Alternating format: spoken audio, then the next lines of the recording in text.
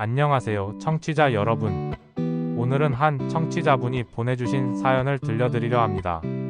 경기도 수원에 사는 52세 김민정 씨의 이야기입니다. 아버지가 돌아가신 지 이제 100일이 지났습니다.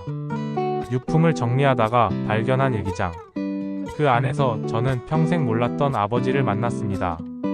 민정 씨의 아버지, 김상호 씨는 1945년생으로 올해 초 78세의 나이로 세상을 떠나셨습니다. 전형적인 그 시대의 아버지였습니다. 6.25 전쟁을 겪고 가난한 집안의 장남으로 태어나 동생들을 먹여 살려야 했던 사람. 초등학교만 겨우 졸업하고 공장에서 일하며 야간학교로 중학교를 마쳤습니다. 25세 결혼해서 이남 1녀를 낳고 평생 작은 철물점을 운영하며 가족을 부양했습니다. 민정 씨는 아버지에 대한 기억을 이렇게 시작했습니다.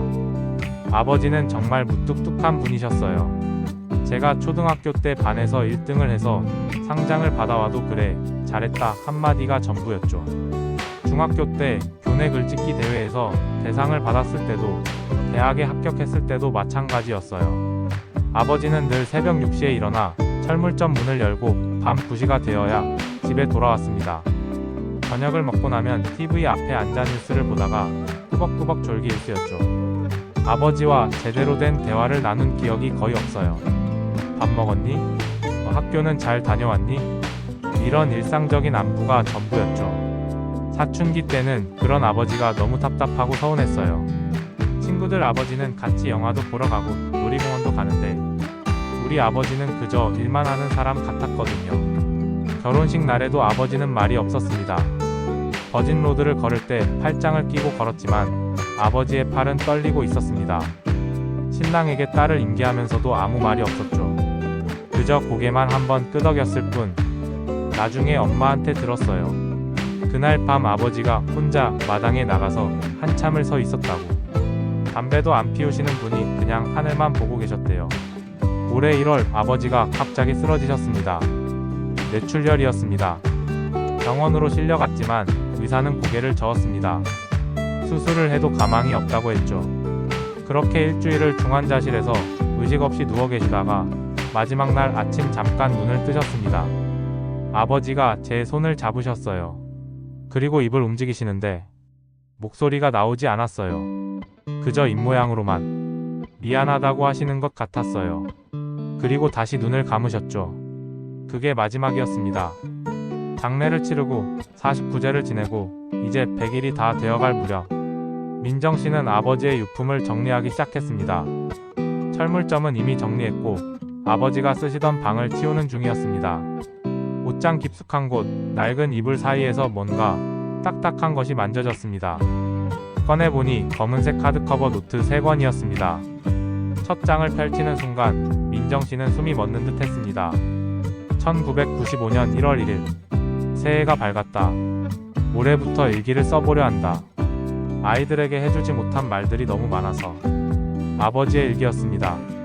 초등학교만 나온 아버지의 글씨는 삐뚤빼뚤했고 맞춤법도 많이 틀렸지만 거기엔 28년간의 기록이 빼곡히 적혀 있었습니다. 1995년 3월 15일. 오늘 민정이가 중학교 졸업했다. 전교 3등이란다. 얼마나 대견한지. 하지만 또 잘했다 한마디밖에 못했다. 왜 나는 이렇게 말이 없을까? 사실은 너무 자랑스러워서 눈물이 날 것 같았다. 민정아, 아빠가 정말 자랑스럽다. 1998년 11월 20일. 민정이가 대학 합격 통지서를 받았다. 서울의 좋은 대학이다. 집안에서 대학 간 사람이 없는데 우리 딸이 해냈다. 철물점에서 일하다가 몰래 화장실에 가서 울었다. 손님들 앞에서 자랑하고 싶었지만 참았다. 민정이가 부담스러워할까봐. 민정 씨는 일기장을 읽으며 계속 울었습니다. 아버지는 모든 것을 기억하고 계셨습니다. 2001년 5월 5일. 어린이날이다. 민정이가 어렸을 때 놀이공원에 가고 싶다고 했었다. 그때 돈이 없어서 못 데려갔다. 지금도 미안하다. 이제는 민정이가 다 커서 아빠랑 놀이공원 같은 데는 안 가려고 하겠지. 그때 한 번이라도 데려갈걸. 일기장에는 민정 씨뿐만 아니라 두 오빠에 대한 이야기도 가득했습니다. 2003년 7월 20일. 큰아들이 군대 간 지 100일이 됐다. 면회를 가고 싶지만 바쁘다고 오지 말라고 한다. 사실은 아빠 얼굴 보면 울까 봐 그러는 것 같다. 나도 그렇다. 아들 얼굴 보면 울 것 같아서 안 간다고 했다. 2005년 10월 10일 둘째가 사업을 시작한다고 한다. 겁이 난다. 실패하면 어쩌나. 하지만 응원한다고 말 못했다. 대신 비상금으로 모아둔 돈을 통장에 넣어줬다. 모르는 척했지만 알 거다. 아빠가 믿는다는 걸. 특히 민정씨의 결혼에 대한 일기는 더욱 가슴 아팠습니다. 2010년 5월 15일 민정이가 결혼한다.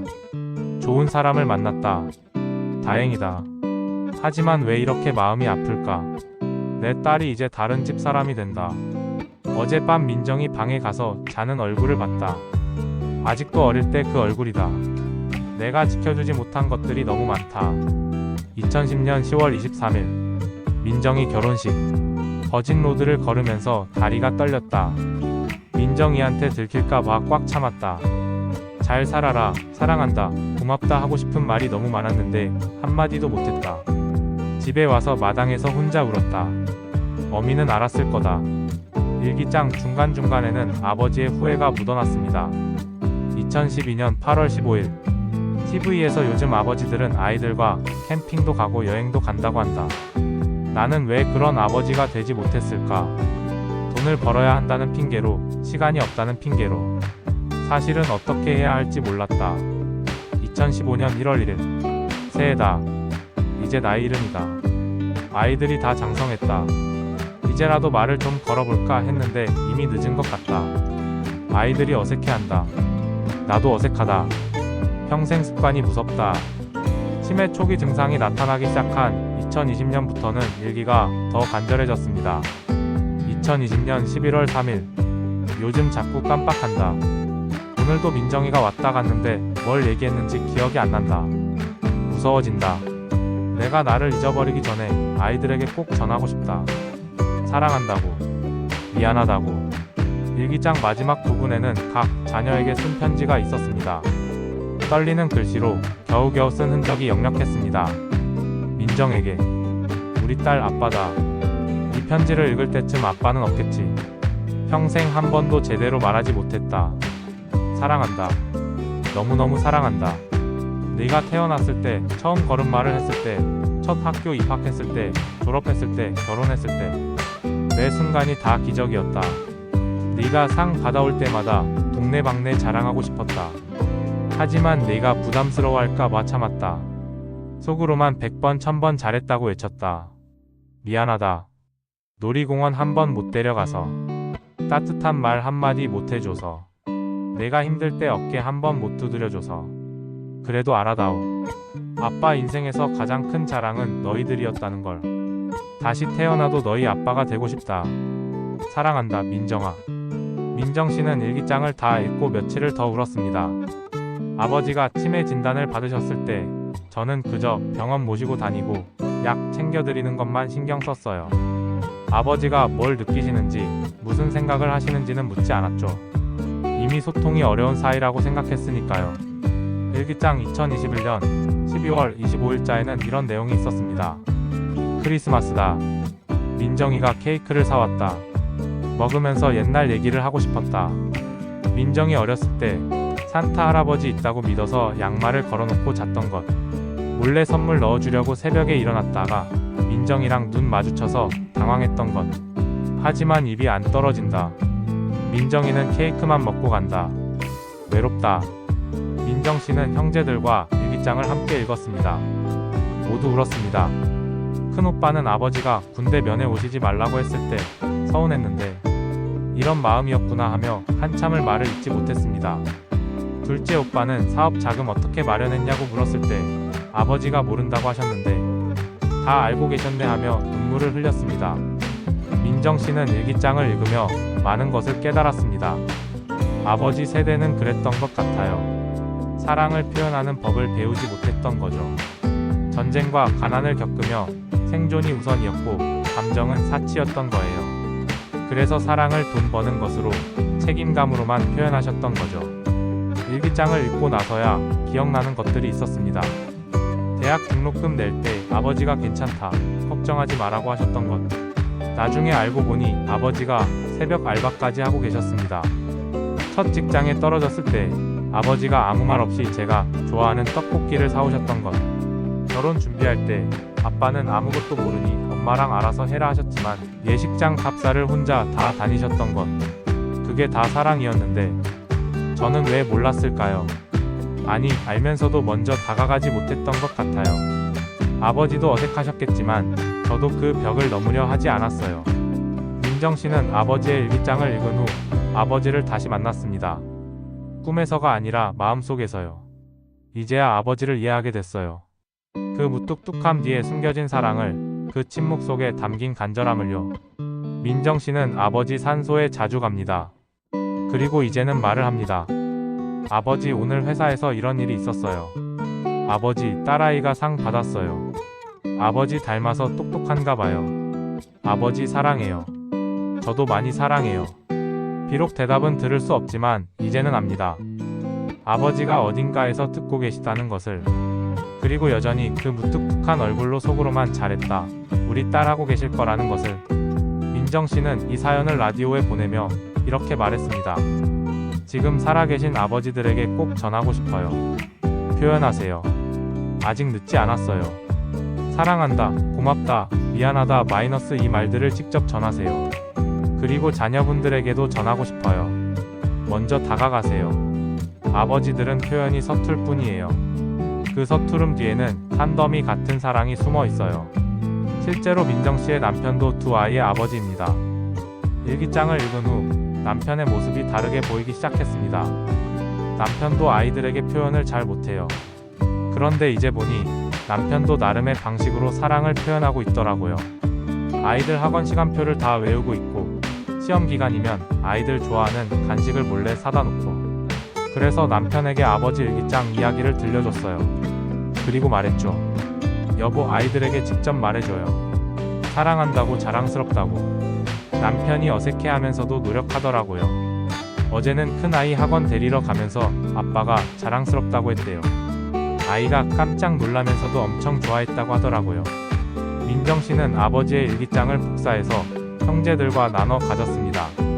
그리고 각자의 자녀들에게도 읽어보게 했습니다. 15살 민정씨의 딸이 일기장을 읽고 이렇게 말했다고 합니다. 엄마, 외할아버지가 이런 분이었구나. 나도 일기 써야겠다. 나중에 내 아이들이 읽을 수 있게. 그것이 아버지가 남긴 또 하나의 선물이었습니다. 표현하지 못한 사랑이 얼마나 아픈지, 그래서 지금 이 순간 표현하는 것이 얼마나 중요한지를 가르쳐 준 것입니다. 민정씨는 이제 매일 일기를 씁니다. 아버지처럼. 오늘 딸아이가 학교에서 돌아왔다. 힘든 일이 있었는지 표정이 어두웠다. 안아주고 싶었는데 어색해서 그냥 밥 먹자고만 했다. 내일은 꼭 물어봐야지. 무슨 일 있었니? 엄마한테 얘기해줄래? 하고. 그리고 꼭 말해야지. 엄마는 네가 있어서 행복해라고. 청취자 여러분, 우리는 모두 누군가의 아버지, 어머니, 아들, 딸입니다. 때로는 일상이 바쁘고, 때로는 어색함이 앞서서, 때로는 굳이 말하지 않아도 알겠지 하는 마음에 사랑한다는 말을 하지 못합니다.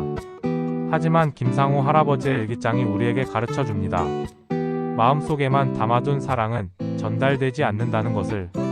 언젠가는 전하겠다고 미뤄둔 말들은 영영 기회가 오지 않을 수도 있다는 것을.